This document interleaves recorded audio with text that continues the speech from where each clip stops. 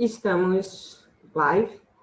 Ia pedir só um minutinho. Vou dar uma olhada aqui. O closed caption. A gente tem recebido o feedback de que o nosso closed caption está ligado, que fica um ruído na tela. A gente está tentando identificar onde fica isso, né? Para poder tirar. Se alguém tiver alguma sugestão, eu agradeço. Se alguém souber, bota no comentário. Bota no comentário. Rolando? Eu não estou vendo closed caption nenhum, mas eu não sei se... Não, aqui a gente não vê, ele aparece no LinkedIn, justamente. Eu vou perguntar aos universitários daqui de casa como está. Então, vamos lá, gente. Bom, vamos lá para a nossa terceira live de 2024. Nós somos a Terceira Cultura e somos uma empresa de treinamento, coaching e mentoria para empresas e times que estão enfrentando desafios com a diversidade cultural. Essa série de lives que a gente está fazendo desde o ano passado, ela tem o objetivo de trazer experiências de brasileiros, na maioria deles, mas a gente vai ter pessoas também de outras nacionalidades participando, para que eles compartilhem as experiências e os truques, né, que eles tiveram para se sair bem numa outra cultura. A nossa convidada de hoje é a Érica Campbell, ela trabalha com Customer Data, mas eu vou deixar ela se apresentar, porque apesar de eu ser de TI, eu acho melhor ela se apresentar. Érica, deixo a palavra com você, então se apresenta aí, por favor. Vamos lá.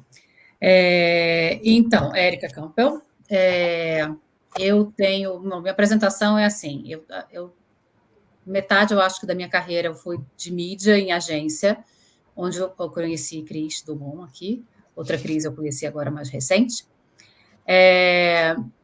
Depois passei 8 anos no lado do cliente, com marketing, incluindo mídia, mas a parte mais marketing digital, incluindo mídia off. E aí, há quase 3 anos, eu já trabalhava na Electrolux e o meu manager global estava montando um time aqui na Suécia, um time global, e tinham 2 posições que ele achou que podiam ter a ver comigo. Uma era para a parte de CRM, que era uma coisa que eu fazia no Brasil, desde a L'Oréal, e a outra na área de data, né, para montar toda a estratégia para consumo de consumer data, para ativação e para toda a parte de Advanced Analytics e Reports e tal.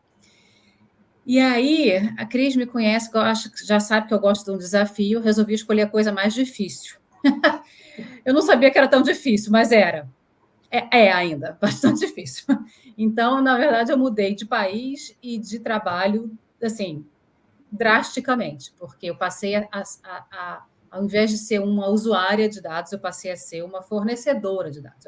Eu estruturo os dados que a gente coleta, são dados que não é dado de pesquisa, é dado de transações, de navegação, enfim, dados que conectam com consumidores individuais. E aí, a partir disso, a gente traça os perfis e tem as interações personalizadas e por aí vai. Complementando minha apresentação, eu tenho um filho adulto de 28 anos, estávamos falando sobre ele aqui agora, a Cris conheceu ele pequenininho, e eu estou treinando essa parte. Eu fiz 50 anos ano passado. Eu tô assim... mas é muito legal, assim, um lado é muito legal, outro lado não é muito legal, não. Outro lado é bem estressante. Mas eu estou feliz de estar vivendo com 50 anos nessa mudança de vida, começando uma coisa nova, recente, enfim, de trabalho e de vida pessoal, muita coisa diferente. Então, é isso. Legal. Ó, só para dizer que a Lena está aqui, Marilena Giada está aqui, que a gente não consegue ver, né? Mas ela deixou um recadinho aqui. Ó, você ainda é a caçula entre nós, tá? A gente não vai dizer a nossa idade, mas você é a caçula. E pena que essa live não é sobre idadismo nem nada parecido, porque a gente poderia aprofundar nisso, mas não é o caso. O caso é, a gente aqui fala de multiculturalidade. E você mudou para a Suécia e você trabalha com pares que são de outras nacionalidades e você trabalha fornecendo dados para clientes que são de outra nacionalidade. Como é que você administra tudo isso aí? Como é que isso interfere no seu trabalho? Eu acho que, só para explicar um pouco, eu faço parte de um time global, que é um time já multicultural, né? Então, a Electrolux tem como valor ter essa multiplicidade cultural, geográfica. Então, tem muita gente de outros países. A comunidade de brasileiros é bem grande da Electrolux, é das maiores. Então, outro dia eles fizeram um quiz, eu não lembro o resultado certinho, não, mas era suecos, óbvio, italianos, brasileiros e indianos. São as 4 maiores nacionalidades no escritório aqui, né, no headquarter. Então, eu trabalho dentro do time que eu faço parte, tem gente de todo lugar, muitos europeus. O time que eu lidero tem muitos indianos, que é uma parte mais dos desenvolvedores, né, a parte mais de TI, de dados mesmo.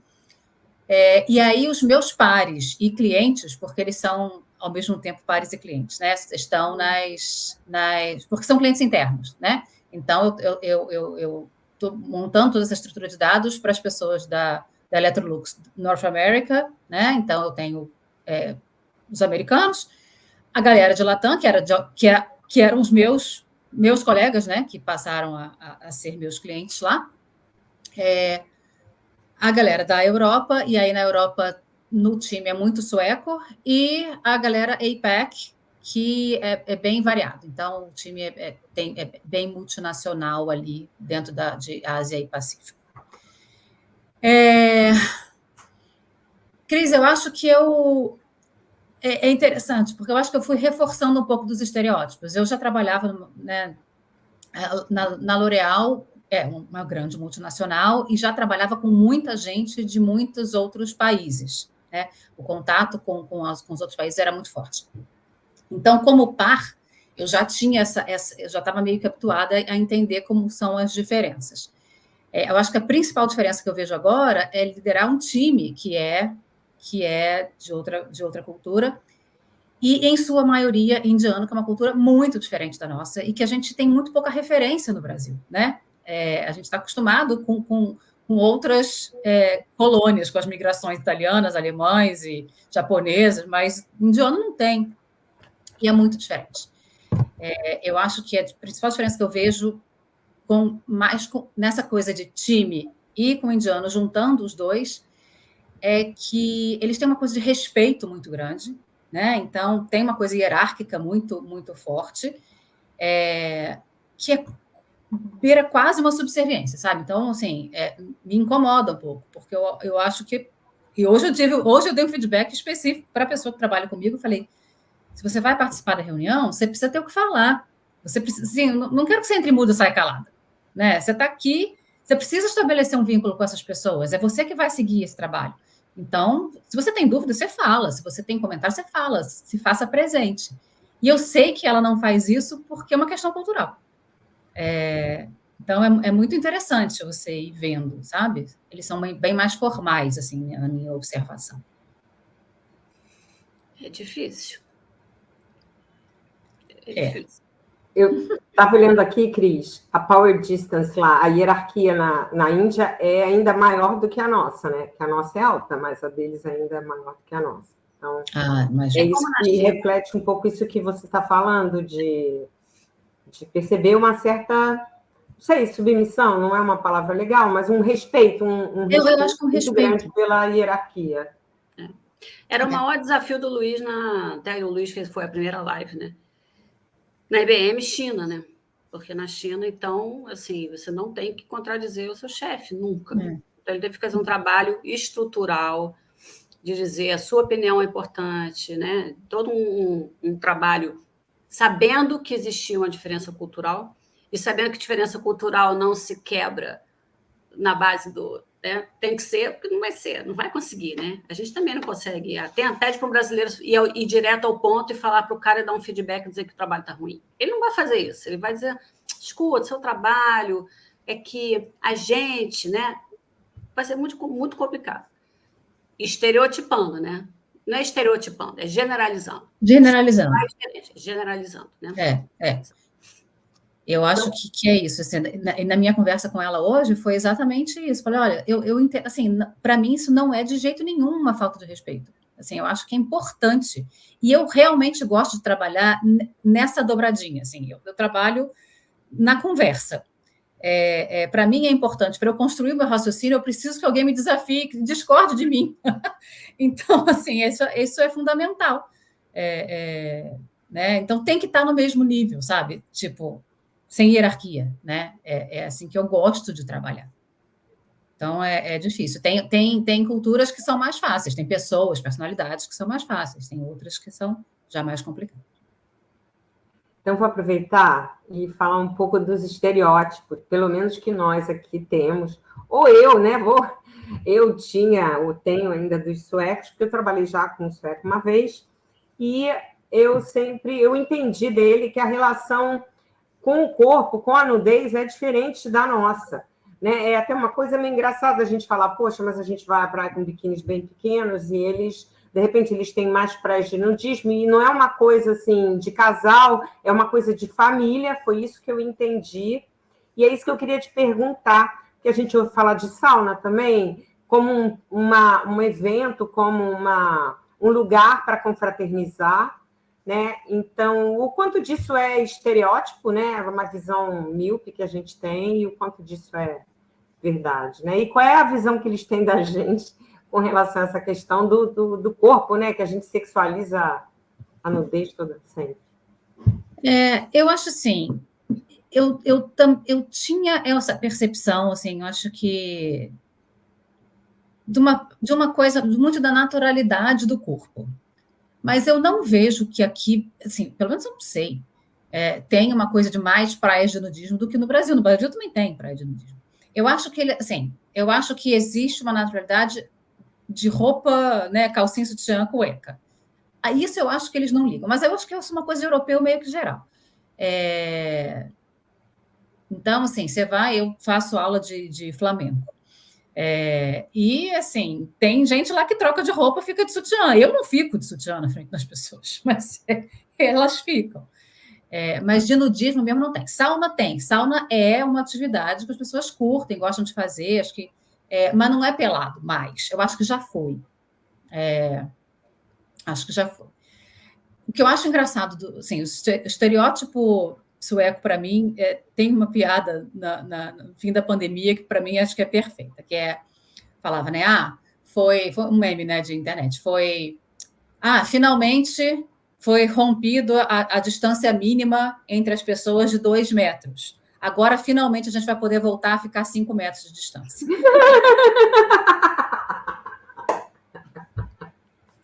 Achei esse ótimo. Pois é. Eu acho que tem isso, assim, eles são... tem muita piada, tem muito meme, né? Eu, obviamente, sigo vários perfis e tal, falando que os vizinhos fogem, né, para não se encontrar. Eu não tenho essa percepção, os meus vizinhos são super acolhedores e tal, são bem legais. Não sei se foi uma sorte que eu dei.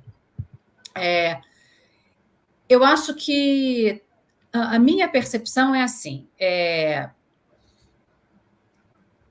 eu acho que as pessoas, mesmo... E eu não sei se isso é muito sueco. Para mim, os adultos são assim. Quando eu me mudei para São Paulo, eu senti a mesma coisa dentro do Brasil. E cheio de amigos em São Paulo. Conheci um monte de gente em São Paulo. Acho que quando você fazer amigos adultos é mais difícil que fazer amigos crianças. As pessoas têm as suas vidas, né? Então, elas têm as suas vidas, seus amigos de infância, sua família, seus afazeres, sua família, né, que elas vivem, né, dentro. Então, é sempre mais fácil você se juntar com os expatriados. Então, os expatriados de São Paulo eram a galera do Rio, de outros lugares, e que estavam, né, ou solteiros, ou separados, ou ainda com a sua família, mas que não tem toda aquela bagagem que você tem quando você está morando no lugar que você nasceu, né? E aqui eu vejo a mesma coisa, eu não acho que eles são tão fechados. Tem uma coisa que eu acho muito curiosa, que tem a ver com um pouco da gestão de tempo, que é assim, eles têm tempo para perguntar sobre a sua vida. O que você fez no final de semana? Eles perguntam e eles contam. E eu acho muito interessante porque, assim, é uma coisa que é íntima, né? O que você faz no final de semana, enfim, tem uma conexão ali, né? E eles são carinhosos nesse aspecto, sabe? Eu acho isso muito interessante. Mas o que mais me impressiona é como as pessoas têm tempo para perguntar, para contar, né? E aqui tem uma coisa que é um das tradições aqui, chama fica, que é o você tomar um café comendo uma coisinha, um docinho, um bolinho. Pode ser de manhã, tipo 10 e pouco da manhã, ou pode ser de tarde. Mas você para o trabalho e vai lá um grupo tomar um café e fica ali conversando. Em grupo, né? As pessoas no param trabalho, em grupo. Um break ali no meio. Claro, pode ser que sejam 2 pessoas, pode ser 3, pode ser 5, mas tem isso, tem uma cultura de parar e sentar e fazer. Eu acho que isso, para mim, é muito do estereótipo que eu vivo do sueco, é isso, você ter esses momentos de pausa, porque a qualidade de vida é um valor absoluto, né? Então, eu acho que é isso, essa viver com essa tranquilidade, é um valor absoluto. É muito diferente da produtividade americana, que eu acho que a gente carrega. Dentro desse framework do Hofstede, né? Hofstede é um antropólogo que estudou a multiculturalidade. Existe uma dimensão que é da indulgência, que é exatamente isso, você pensar na qualidade de vida, que a do Brasil é alta, mas a da Suécia é mais alta ainda. Isso reflete o que você está falando. Olha, tem muitos exemplos sobre a questão da qualidade de vida aqui, né? O horário de trabalho é bem tranquilo, né? Então, tipo 9 às 5, mas muita gente, se tem criança em casa e tal, sai bem antes, porque vai buscar o filho, e aqui é tudo cedo, né? Então, você vai buscar a criança na escola, né? Busca a criança às 4, vai para casa, vai fazer o jantar, porque eles vão jantar às 5, e já acabou o dia, às 4, acabou o dia de trabalho, né? Não, assim, e não é que a pessoa chegue às 7 da manhã para compensar isso, não. Chega às 8, meia, 9, né? Então, tem uma coisa de, assim, a carga horária é tranquila. Muitos dias de férias. Isso, para mim, foi assim, uma maravilha. Eu não consigo nem usar tanto dia de férias. Eu tenho... Porque tem o negócio das horas semanais também, é por isso que aí você vai compensando, você tem menos horas semanais, você trabalha 40 e acaba... Mas o total de horas semanais é menor, tipo na França, que eles acumulam aqueles dias, aquelas horas para tirar depois, é isso? Não, é um pouco diferente. Então, assim, a gente tem por contrato 20 dias úteis tipo a lei, né? Então, 20 dias úteis, que é o mês. Aí, por conta de você não cobra hora extra e essas coisas todas, eles já te dão mais 5 dias úteis. Então, eu tenho 25 dias úteis. Mais 10 dias que eles chamam de squeeze day. Então, ao invés de você fazer a ponte no feriado, como a gente faz, você tem 10 dias por ano para você usar como você quiser. Então, no final das contas, são 35 dias úteis. São quase 2 meses de férias, gente. É isso. É muita férias, muitas férias. Não estou nem acostumada. Mas eu acho que isso tem a ver com a indulgência e tem a ver com a qualidade de vida. Então, assim, tem um valor muito grande para isso. E aí tem a ver como você gere o tempo, né? Eles são super planejados, né? Então, a pontualidade assim, é sério, mas super planejado. Você não faz um convite para uma coisa com menos de 2 meses de antecedência.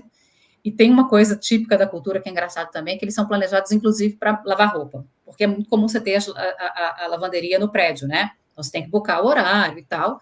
E aquilo é o seu compromisso da semana. Ninguém faz, assim, ninguém desmarca a lavanderia para sair com os amigos, porque surgiu uma outra coisa. O dia da lavanderia, o dia da lavanderia. Tem até peça de teatro, muito engraçado. Não, deixa só, então... E você acha que eles... Assim, você já percebeu algum comentário, alguma curiosidade em relação a você como brasileira? Eles têm alguma... Olha, Cris, eu fico tentando entender, sabe? Mas eles não são muito, eles não falam qual que é, o que está na cabeça deles sobre os brasileiros. Eu acho que claro que é uma coisa mais exótica, mas eles sabem que não tem jacaré, né, atravessando a rua. Eu acho que tem uma noção, eles têm uma noção boa, assim, de cultura, de história, né, entender o que acontece, me parece. Eu acho que o brasileiro é exótico. O único comentário que eu achei mais engraçado com relação ao brasileiro, uma vez foi uma pergunta, que foi, mas todos os brasileiros têm dentes bons? Assim, como é que consegue? E eu achei isso muito engraçado, né? E aí eu pensei, falei, não, peraí, tem uma explicação. Para a gente é um valor, né? Tem uma questão de status usar aparelho nos dentes. Então, sim, sempre que possível, o brasileiro dá um jeitinho de ter um dente bom. E aproveitei para explicar o Sou Pobre, mas Sou Limpinho também, que eu acho que é muito, muito presente na nossa cultura, né? Apesar de que eles são bem limpinhos. Isso era só um detalhe. Eu acho que tem outras coisas na cultura sueca que é bem interessante. Assim. Tem até um documentário na HBO, que chama A Teoria Sueca do Amor, Swedish Theory of Love. E que fala, ele até é meio pesado, assim, ele dá o nome, né, parece uma coisa assim, inspiradora e leve, e ele fala muito sobre como surgiu a coisa da pessoa, né, o incentivo à independência, à individualidade, desde muito cedo, né, as crianças, desde muito cedo, e a questão da equidade também, né, então, existe né, assim, realmente é uma coisa que se observa a equidade e tal, na relação entre homens e mulheres. E o filme acaba indo muito, o documentário, ele vai muito por uma questão de como, às vezes, a individualidade, em um lado é bom, mas, por outro, tem uma coisa de solidão muito grande, né? Então, tem muita coisa de gente morrendo no apartamento, ficando o corpo meses aqui até alguém dar por falta da pessoa, e muitas vezes o alguém é o banco, porque as contas param de ser pagas. O que é um lado bem triste. O que eu acho, na minha observação e conversando com outras pessoas, que eu acho diferente, que é o outro lado da equidade, é que eu acho que as mulheres aqui são muito mais fortes do que os homens. Isso já foi tema até na minha terapia, porque eu acho as mulheres agressivas, assim, no trabalho. E aí eu falei, mas sou eu estou sendo machista, porque estou achando que a mulher assertiva é agressiva, né? Porque tem toda essa discussão. Eu acho que eu sempre fui assertiva, assim, mas eu sinto uma coisa quase bélica, sabe? Eu acho que tem uma coisa de mostrar uma força que é quase bélico. E é interessante porque é muito famoso aqui que os homens não chegam nas mulheres, né? E as mulheres fazem muito isso. As mulheres é que chegam. E acaba acontecendo um negócio muito engraçado. Assim, minha experiência aqui com isso é de sair solteira aqui e tal, sair para dançar, para beber. E, assim, as mulheres, elas chegam junto. Né? E se elas têm uma preferência pelo sexo feminino, elas vão chegar em você. E que é uma coisa que a gente não está tão acostumado, eu acho, no Brasil. Né? A gente está acostumada com a pegada do homem fazer isso, o homem aqui não faz. Quem faz são as mulheres e, enfim, se elas gostam de você, elas vão em você. Isso é diferente. Eu fico pensando enfim, assim... Talvez a geração mais jovem seja menos diferente, né? Eu ia dizer isso porque eu tenho filha mulher e lá na China já entendia que era assim. Mas você descrevendo a mulher sueca, ela parece muito com a mulher polonesa. Eu estava tentando ver até porque eu justificava na minha cabeça que o polonês era bélico porque ele tem que ser bélico, porque ele passou por 1 milhão de guerras, porque ele passou por tudo que ele passou. Mas as mulheres aqui são assim, elas são muito... Eu já reparei que um bom atendimento no restaurante, ele é um atendimento assertivo e não tem muita cordialidade, mas não é falta de cordialidade, é uma demonstração de competência até, é engraçado. Mas isso está no mero achismo.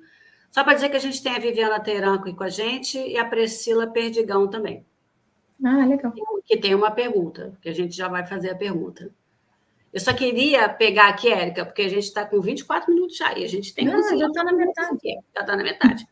O tempo passa rápido quando a gente... Qual é a tua visão agora, distante do Brasil, né? Quando a gente se distancia, que a gente começa a enxergar. Qual é a tua visão do brasileiro?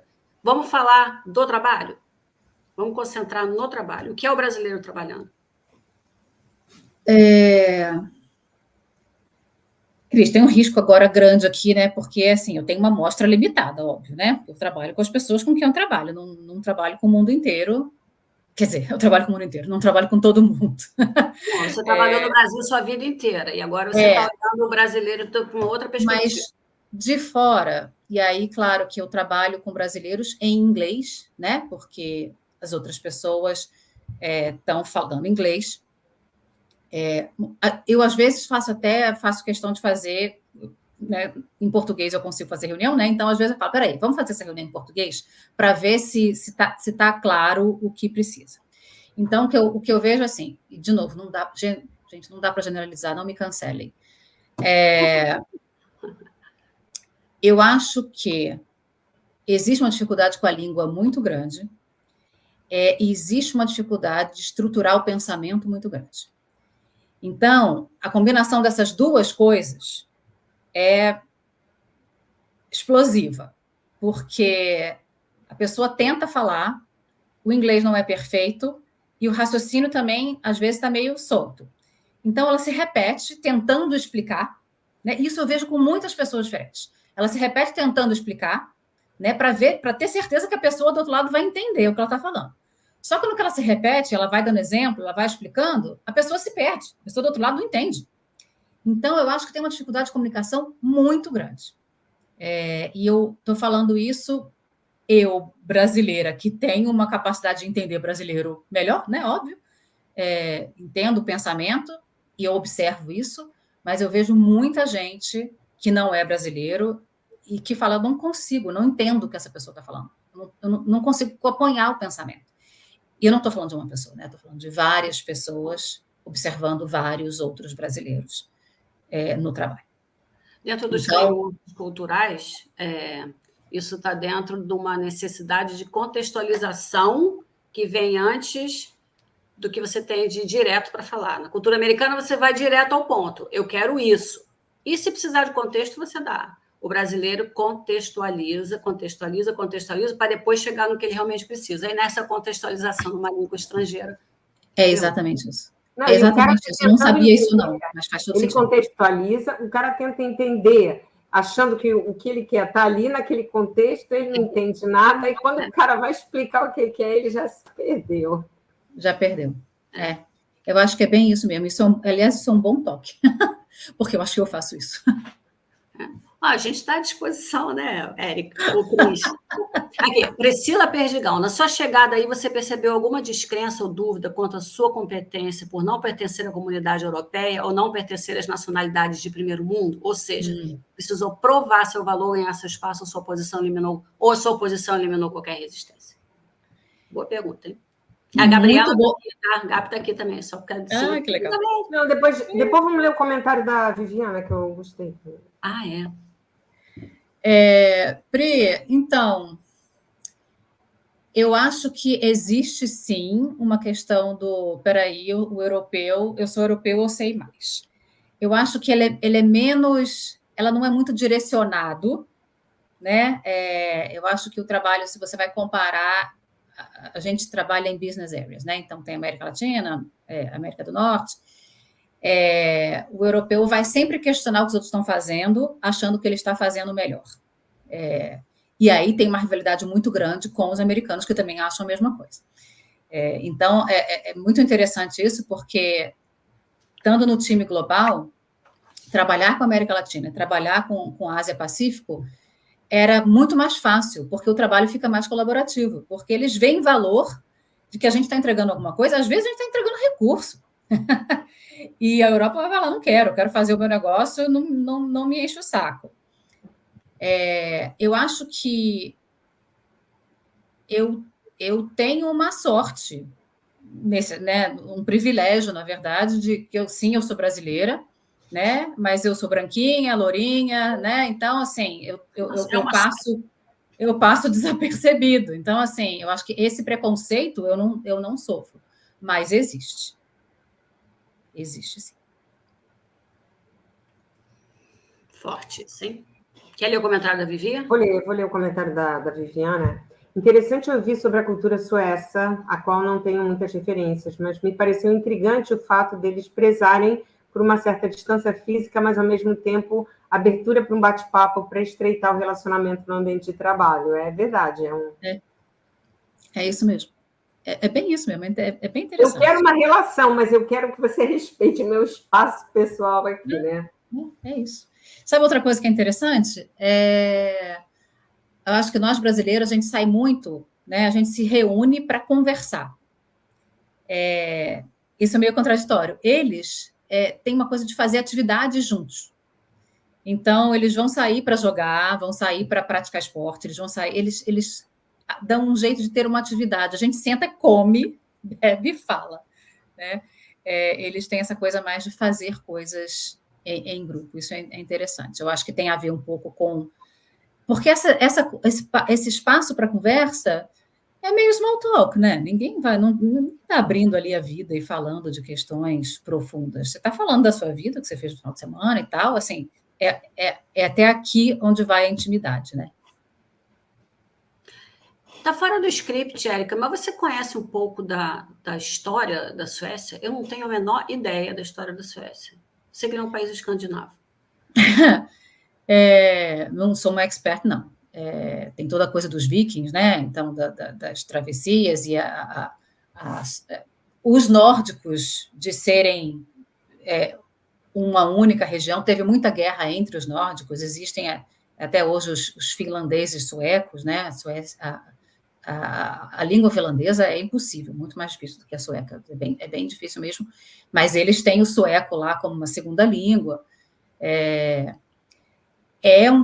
uma região, por conta das condições climáticas e tudo, de origem muito pobre, na verdade, né? Eles têm... os nórdicos enriqueceram muito mais recente, até a Noruega com petróleo, com isso tudo, foi quando eles começaram a enriquecer. Mas não tem... Aqui você não tem... Isso é uma outra coisa interessante. Você não tem a ostentação que você tem numa França, né, na arquitetura, na Itália. Não tinha esse dinheiro todo, né? O que eu ia falar que tem a ver com ostentação é que tem um conceito que é muito famoso aqui, que é o logon, que logon é o bom o suficiente, nem muito, nem pouco, né? Então, não tem essa coisa da ostentação, tem a ver com a qualidade de vida também, eu acho, tem muito a ver com esse logon, assim, é uma coisa que pode ser entendido como morna em certas culturas, né? Mas que é meio budista, eu acho, assim, meio... você não precisa de mais, né? É o suficiente, você precisa do suficiente.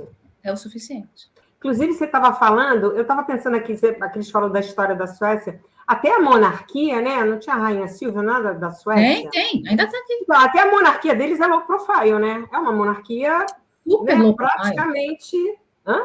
Super low profile. Assim, tem o Dia Nacional da Suécia, aí eles saem nas carruagens, não sei o quê, então tem essa tradição. Mas, assim, os filhos, né, os príncipezinhos enfim, os filhos da monarquia estudam em escola normal. Estão lá. Entendi. Bem low profile. E esse comportamento low profile, ele se estende para o trabalho, se estende para a vida das pessoas? Sim, eu acho que eu acho que tem essa coisa da qualidade de vida, de você não trabalhar demais, você não tem...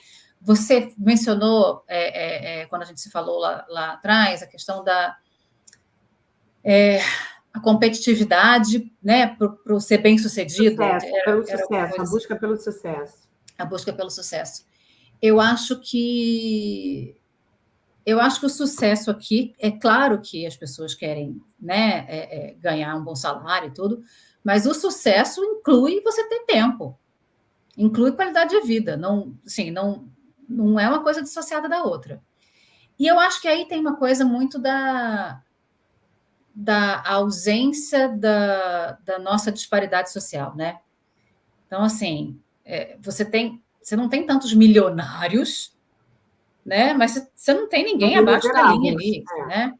Então, assim, tem uma grande camada da população, que é a classe média, que tem uma vida excelente, né? É um país muito caro de se viver, mas você tem uma vida muito confortável, assim, né? Em termos de bens materiais, né?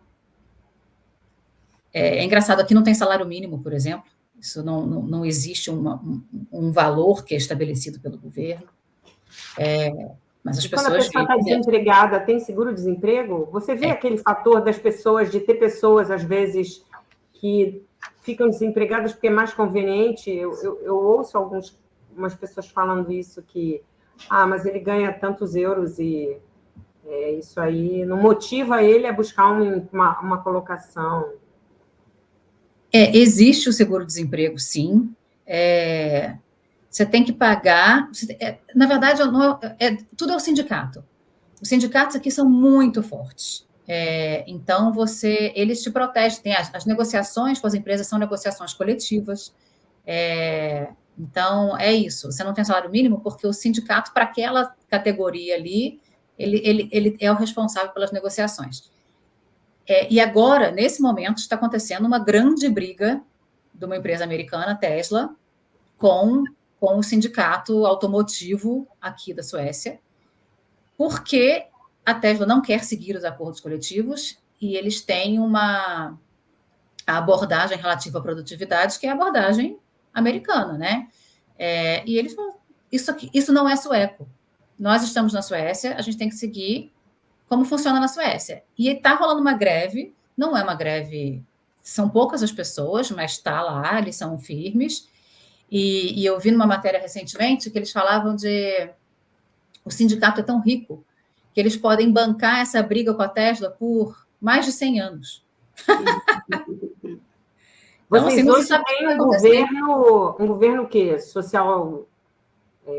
socialista? É social-democrata, mas, como em muitos outros países do mundo, está avançando para a direita. Não estamos imunes a isso, não. E aí, apertando com imigração, tem coisas acontecendo aqui também. Deixa eu voltar, então, vou voltar para o Hofstede. A gente estava falando de hierarquia antes da gente começar, que o Brasil é um país onde a hierarquia tem um peso aqui, né? A gente tem a questão infelizmente, né? Aquela questão da carteirada, você sabe com quem você está falando, né? A justiça é de um jeito para uns, para outros ela é de um jeito um pouco diferente, enfim. Então, a gente tem uma distância grande, uma pontuação alta na questão da hierarquia. Para nós, a hierarquia é muito importante. E, quando a gente olha a Suécia, a distância para a hierarquia é quase nula, é muito pequena. Acho que só é menor a da Holanda, né, Cris? Que a gente estava vendo aquele dia, ou eu estou fazendo confusão? Acho que sim, também. Então, isso que eu queria saber de você. Como é que, no ambiente de trabalho, um ambiente de trabalho onde a hierarquia, me parece, pode ser desafiada a qualquer momento, não existe muito essa questão de... Eu acho que deixa eu tentar, porque você falou, né, dos indianos, né? Os indianos são super hierárquicos e aí você quer que eles participem.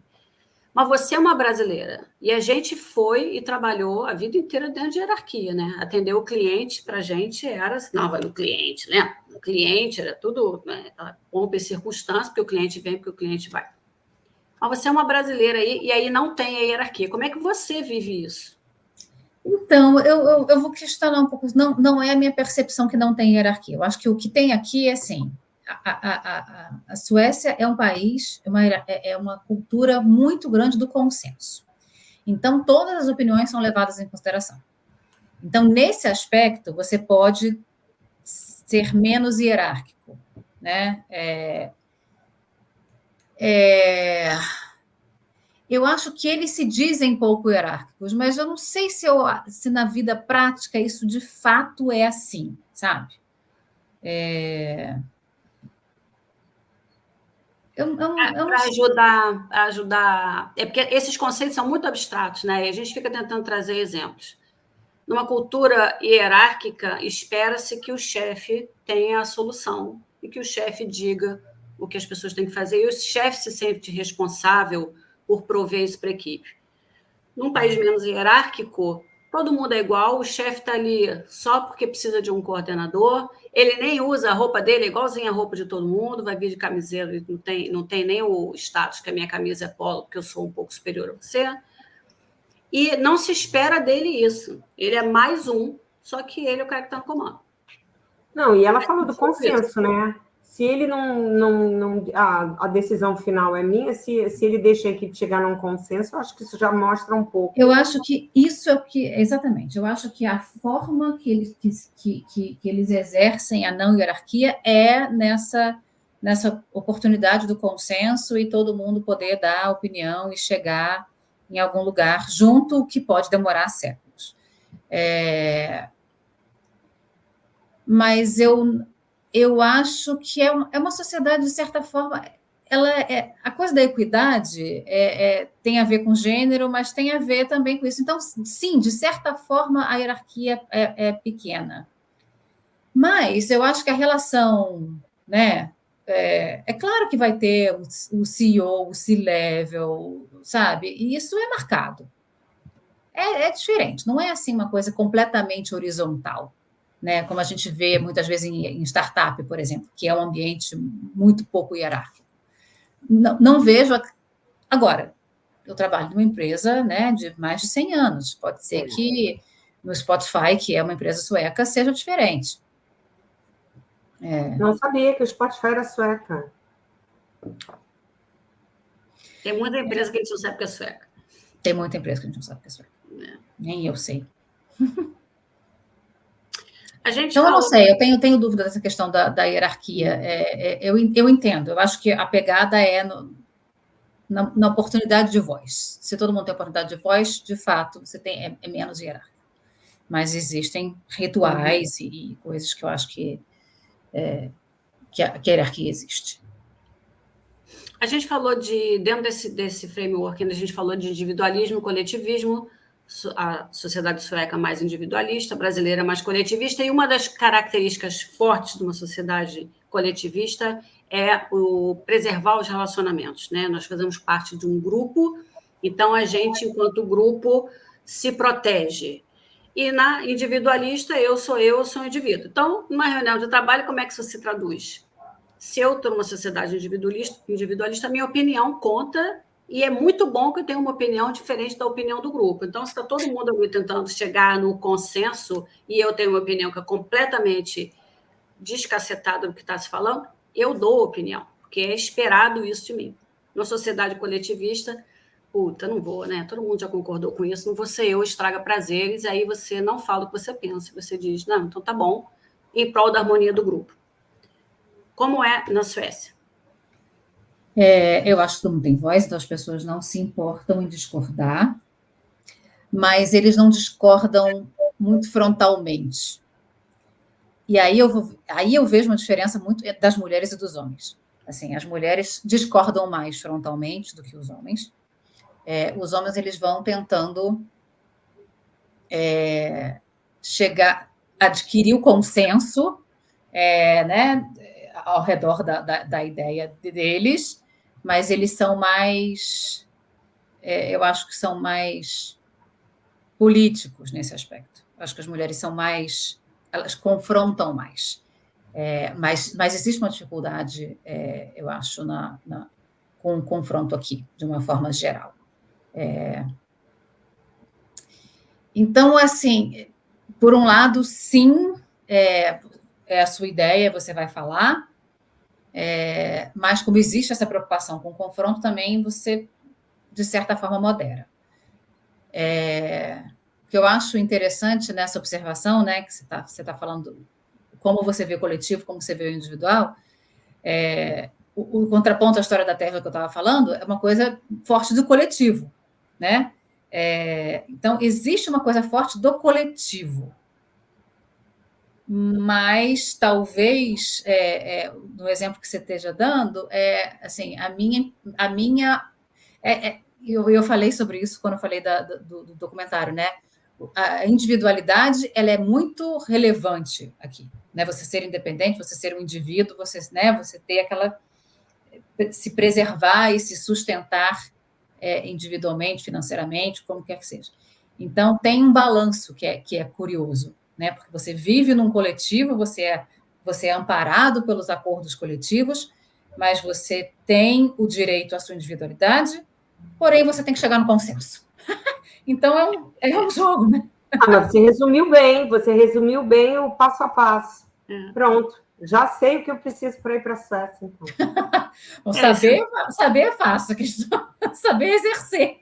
Se cultura fosse fácil, né? A gente não estava falando sobre elas aqui, né? Seria assim, é assim e assado. Não é bem assim, nem bem assado, e tem meio termo, e aí a gente traz outros conceitos, né? Comunicação direta, comunicação indireta, comunicação de alto contexto, baixo contexto, né? Assim, você está dizendo que os homens são mais, né, mais indiretos, mais alto contexto, que as mulheres vão... Né? Agora, por que os homens e as mulheres são diferentes dentro da mesma cultura? Né? O que tem lá atrás que explica isso? Né? Que a gente não precisa saber, mas é nice to know quando você está vivendo, né, no país dos outros, porque te ajuda a ter mais empatia, né, com o que está à sua volta. E eu acho que tem a ver com essa valorização da equidade, né? Então, e esse documentário fala um pouco sobre isso, né? Você é criado para você ser um indivíduo que se sustenta, né? Independente do gênero. Só que as mulheres tiveram que lutar mais por isso, né? Então, eu acho que você carrega essa luta, porque, claro, que aqui não veio também, né, de mão beijada. Eu acho que só que a discussão, o trabalho veio, que acontece há mais tempo. Estou te ouvindo falar, talvez, como você falou da batalha, da luta, que às vezes as lutas são diferentes, mas ninguém aqui está invalidando todo esse processo que as mulheres passaram na Suécia, mas, de repente, é uma tendência para extremar, para exagerar um pouco, para depois tender a um equilíbrio, né? Porque, de repente, é muito recente, ou não sei. E a tendência é que isso vá para um equilíbrio. Cris, vamos lá para os times remotos, porque está faltando 10 minutos e a gente tem umas coisas legais para falar aí para frente. Tá bom. Você não quer falar nem naquela do conceito do tempo? Se der, a gente fala. Acho melhor falar do remoto agora. Então, você mencionou que você trabalha com times, você falou até de indianos, né? Muitos remotamente, né? E a gente sabe que tem muitos desafios quando você trabalha assim, que é a questão do fuso, a questão do próprio idioma, né? Como você falou da dificuldade dos brasileiros, os indianos, eles têm também um sotaque muito forte. Quais são os seus truques, quais são os seus mecanismos para funcionar bem na remoto, manter suas equipes conectadas e se sentindo acolhidas e ter um espírito de equipe, né? Não sei com que frequência você vê esse time, né? Mas... bastante. Então, a minha área, a gente é organizado, são como Scrum, né? Então, eu tenho times de produto, né? Times como é que chama? Multifuncionais, ao redor de produtos. E, no meu caso, são produtos de dados, né? Pode ser um dashboard, pode ser, enfim, qualquer tipo de coisa que usa dados para chegar no final, no fim, né? No propósito. Então, como essas metodologias Scrum, a gente tem as cerimônias, e aí tem né, os encontros. Eu não participo dos encontros diários, mas, né, os times fazem, mas eu tenho, com cada um dos times, pelo menos a cada 2 semanas, tem as reuniões, né, de planejamento, de review, e aí, entre as 2 semanas, sempre tem a reunião de aprofundamento. Então, assim, eu tenho é bem constante o meu contato com eles. Eu não sei se isso é um truque, eu não sei se está funcionando, não. Eu acho que o que eu tento fazer, eu acho que o meu lado brasileiro é muito informal. Né? Eu gosto da informalidade. Né? Eu gosto de estar ali, tipo, é o meu time, eu tenho uma posição de liderança e tal, mas não por isso que eu vou chegar e ser, né, ter uma postura hierárquica. Eu vou muito na tentativa da igualdade ali, e da equidade. Então, eu acho que o que eu tento fazer é isso. Assim, eu estou sempre com a câmera aberta. Eles não. Mas eu estou sempre com a câmera aberta, eu estou sempre falando de uma forma mais informal, porque eu estou tentando estabelecer esses vínculos e quebrar um pouco da hierarquia que tem a ver, né? Porque grande parte do time que eu lido, do meu time, é da Índia, então tem a coisa da hierarquia que a gente já falou, tem a coisa da cultura do TI, que também é diferente, que tem uma coisa mais hierárquica, tem uma coisa mais binária, então eu vou tentando, né? Eu sou o contrário disso tudo, eu sou brasileira, eu não sou de TI, eu acho que eu vou tentando fazer pelo oposto, para ver se quebra, sei lá, não sei. E está funcionando? Olha, o feedback que eles me dão, sim, é sempre difícil, né? Porque o feedback do time pro diretor, né, não necessariamente é um feedback 100% honesto, né? Mas, por enquanto, está funcionando. Outro dia, a palavra que um deles me descreveu foi enérgica. Eu falei, será que enérgica é bom? Será que enérgica é bom ou não? Eu estou rindo porque eu te conheço no trabalho, então eu falou enérgica, eu falei... Mas de repente é que você está um pouco na mesma... com as outras mulheres, talvez. Da Suécia, né? É uma sueca, elas não sabem. Eu acho que eu sou uma sueca no Brasil, né? A Érica era, pelo menos. Eu acho que eu sou um pouco, sim. Mas eu acho que eu estou menos agora, Cris. Eu também. Bom, eu estou muito menos, eu acho. Né? Meus filhos não acham muito, mas eu acho. Aqui, Viviana fez uma pergunta interessante. Tem algum pano de fundo religioso, espiritual na cultura? De uma forma geral, a felicidade, que é igual à qualidade de vida, mais ter o suficiente, ou seja, uma sensação de estabilidade e equilíbrio, onde não prevalece o capitalismo selvagem, o consumismo, pois os filtros de sucesso e felicidade são diferenciados. É isso? Você entendeu? Vou tentar responder por partes.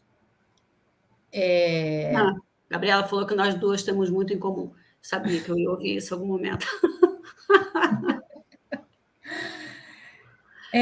Eu acho que, sobre a questão da religiosidade, não é um país religioso, não é óbvio. Nada na Suécia é muito óbvio, na verdade. Né? Você vai descobrindo. Então, assim, eu descobri que existem muitas igrejas aqui, só que as igrejas não têm cara de igreja, então você não sabe que são igrejas. Mas as pessoas são associadas à igreja e pagam taxas, né, para sustentar a igreja, porque a igreja tem funções ali na sociedade. Então, eu conheço algumas pessoas com quem eu pergunto, que me falaram sobre isso, mas que estudaram em escola, pessoas que são músicos, por exemplo, né, e que cresceram nesse ambiente da igreja que reforça a coisa da música, e a partir dali eles foram fazer carreira. Católica? Então, existe. Está falando de uma igreja? Protestante. Protestante. Principalmente protestante. Mas não é uma sociedade muito religiosa. Eu já ouvi, inclusive, que a Suécia trocou a religião por um culto à alimentação. Então, é uma coisa, assim, aqui as taxas de veganismo e vegetarianos são bastante altas.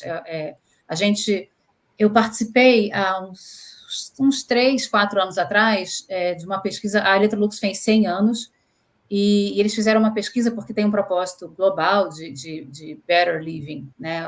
O propósito de viver melhor, e aí, dentro disso, como na Suécia é uma coisa muito forte, essa coisa da alimentação, isso virou um dos valores que estavam sendo amplificados ali no aniversário de 100 anos, eles começaram a falar sobre isso. Então, foi feita uma pesquisa em vários países do mundo, na América Latina, eu estava liderando isso, e você vê que claramente assim, o valor da sustentabilidade, né, aqui é muito forte, enfim, tem Greta, todo mundo sabe, e dentro da sustentabilidade, a parte do plant-based, né, da alimentação a base vegetal é muito relevante, o que não tem, está crescendo em outros lugares, mas não tem essa força toda como tem aqui.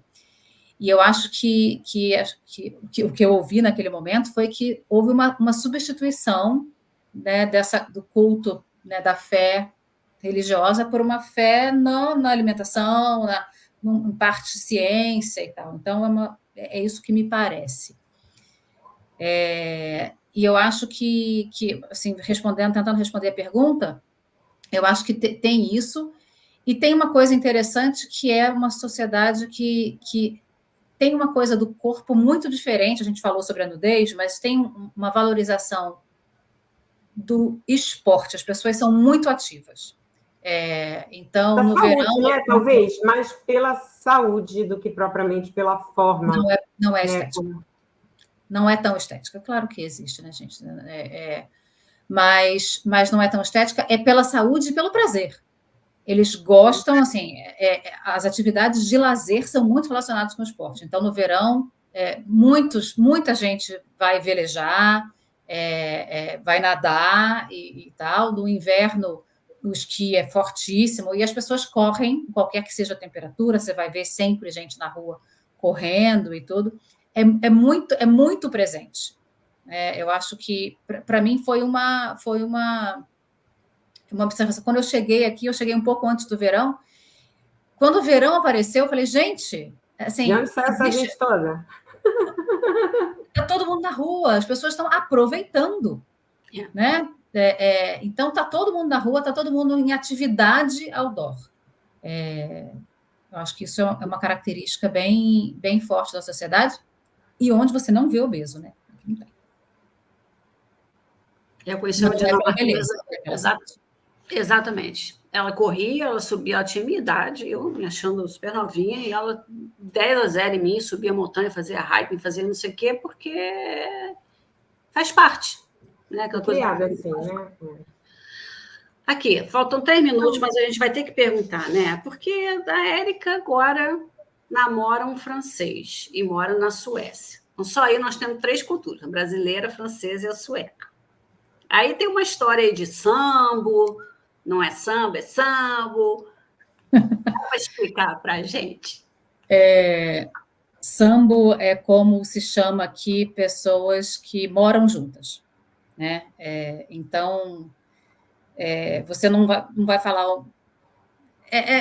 eu ainda acho muito esquisito, porque o meu namorado é meu sambo, né? Não é o meu marido de jeito nenhum. Não importa se eu estou morando com ele há quantos anos.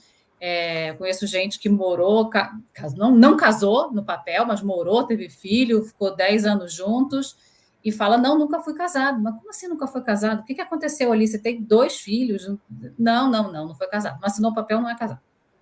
Então, isso é muito diferente, né? Então, tem um status tão diferente que existe um nome para isso, que é sambo, quando você mora junto. É uma contração das 2 palavras em sueco, que eu não vou lembrar exatamente. A coisa com o namorado francês é muito engraçada, porque ele tem 2 filhos, uma menina que é filha de mãe francesa, que veio para cá pequenininha, e um menino que é filho de mãe sueca, que, enfim, nasceu e sempre morou aqui. Na casa, são todas as línguas, é a coisa mais engraçada, né? Então, ele fala em francês, com a menina, ele fala em francês, ela responde em inglês. Ela mora aqui desde 2 anos, mas ela responde em inglês, essa é a forma dele se comunicar. Com o menino, que está aprendendo inglês agora, ele fala em francês e em sueco, ele responde em sueco. Eu não falo sueco, falo só com ele, só com o Nils, o filho do meu namorado. E falam sueco nenhum, né? Porque eu não falo sueco. Então, ele está aprendendo inglês mais rápido que eu estou aprendendo sueco. Então, a gente fala nessa língua aí, Google Translate o tempo todo. Então, e são várias as línguas. Eu aprendendo francês, ele aprendendo português. Então, assim, é um caos. É uma torre de Babel absoluta.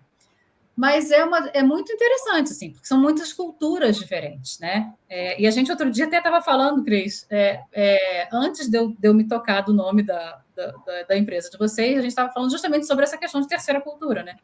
Porque ali é todo mundo assim, né? Está todo mundo nessa terceira. Que é a interseção entre duas culturas, onde você consegue ali naquela interseção se comunicar, né? Se comunicar, ter um relacionamento, manter um relacionamento sem conflito, né? Sem conflito. Essa parte que você falou aí do Sambo, voltando para os frameworks, porque eles ajudam a gente, né? Tem um framework que é evitação, não tem essa palavra evitação em português, mas é uncertainty avoidance, né? Evitação da incertitude. Então, em países com alto nível de evitação da incertitude, como é o Brasil, por exemplo, você vai ter uma burocracia, como aqui na Polônia, uma burocracia ferrada, para poder garantir que as coisas vão acontecer. Aí não tem quase nenhum. Então, se é casado, se tem papel, se não tem papel, não faz diferença, certo? Eu não vou deixar você completar, a não ser que seja uma coisa muito, porque senão a gente vai perder o horário. Mas eu acho que você vai querer, porque você deu uma mordida aí no lado. Não, é porque eu acho que faz diferença sim. Eu acho que uma coisa é o casado, faz muita diferença. Uma coisa é o casado, outra coisa é que mora junto, são coisas completamente diferentes e tem diferentes valores. O que eu ia falar da burocracia aqui, que é a coisa mais impressionante que eu já vi na vida, é você comprar um apartamento, o processo de comprar um apartamento. Você faz tudo pelo celular. Você assina o contrato com o Bank ID. Eu acabei de alugar esse apartamento que eu estou aqui agora, porque eu vou me mudar. E assim, é tudo pelo celular. Tudo. Assim, eles vieram aqui ver. Né? Eu vim aqui visitar quando comprei. Mas é isso. Tudo assim, é de uma facilidade que você fala assim, não é possível, tem alguma coisa errada. Vai dar alguma coisa errada aqui. É assim. É uma confiança. Confia, né? Confia e dá certo, é incrível. A confiança é um traço muito forte. Confio de todo mundo, não confio nunca. Confiança é um traço muito forte. Muito forte. As pessoas confiam umas nas outras. E é por isso que tem esse... exatamente. E aí você não precisa estar se enchendo de papel para poder garantir que alguma coisa vai acontecer. Exato. Isso. Bom término, né? E olha, vou te falar, Érica, eu saí da live com vontade de morar na Suécia, sem brincadeira. Eu pode vir visitar. Na Suécia, mas eu saí com vontade, porque é esse o estilo de vida que eu quero. Vamos focar na qualidade de vida, vamos fazer esporte e vamos manter uma distância pessoal também. Não precisa ser de 5, não. Ô, Érica, vamos pular a parte que faz frio pra caramba, que no inverno anoitece 3 horas da tarde e amanhece 9 horas da manhã. Vamos pular isso, tá, Cris? Para você vir para cá. Também tem. Mas a parte boa é que no inverno, realmente, tudo isso que ela falou, mas dentro de casa é quentinho. É quente. Tanto que nós estamos assim, né? Aqui está 10 graus. Quanto é que está aí? -2. Bom, que alegria. Não, mas tá ótimo. -2 eu estou feliz. Nós vamos terminar a live, porque a gente tem esse compromisso de... Nós somos brasileiros, mas a gente tem uma cultura nesta live de terminar em ponto. Que não é verdade que a gente não consegue, mas a gente nunca termina mais. Mas é que dá vontade de continuar falando no noite. Dá vontade de continuar falando. Gente, semana que vem não vai ter live, por motivos óbvios, né? Tem carnaval no Brasil. E na outra semana a gente vai sair da Suécia e vai para a Suíça. A gente vai conversar com a Andreina, que trabalhou anos na Nestlé e agora ela se mudou para a Suíça. E aí a gente vai ter outra história, né, para conversar. Érica, super, super obrigada. Foi muito legal, cara. Eu não sabia nada da Suécia, saí fera em cultura. Encantada. E encantada. Venham. Eu vou, mesmo. Você está aqui do lado, né? Faz favor. Eu estou aqui do lado, não conheço a Escandinávia, eu vou. Mas se quiser vir logo, você ainda por cima pode ficar aqui nesse apartamento. Aqui a Viviana falando. Terceira cultura e as 3 línguas, isso mesmo. E a terceira língua, exatamente. Aqui, beijo. Beijo, gente. Obrigada, Érica. Obrigada, Érica. Tchau, tchau.